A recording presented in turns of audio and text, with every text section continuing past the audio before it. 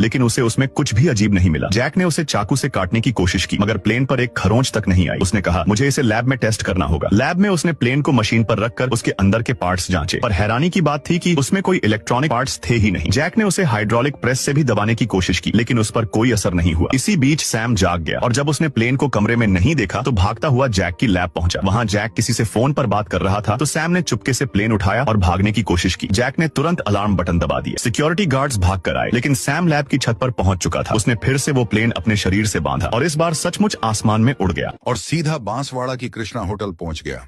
वहां पहुंचकर उसने वहां की फेमस दाल बाटी खाई, जिसमें उसको उड़द, चना दाल, तुअर दाल, गुजराती कड़ी चावल, बाफला बाटी देसी घी के साथ चूर, मालडू पापड़, छाछ, लहसुन चटनी, ग्रीन चटनी, प्याज खाने को मिला। आप भी आइए और आनंद लीजिए।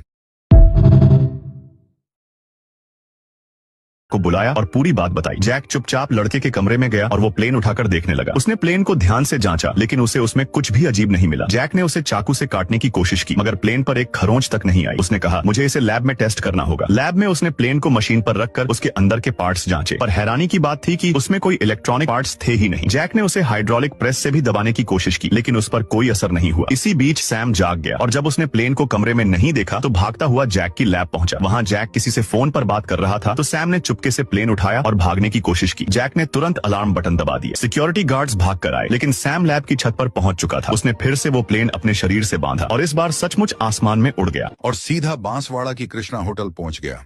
वहां पहुंचकर उसने वहां की फेमस दाल बाटी खाई, जिसमें उसको उड़द, चना दाल, तुअर दाल, गुजराती कड़ी चावल, बाफला बाटी देसी घी के साथ चूर, मालडू पापड़, छाछ,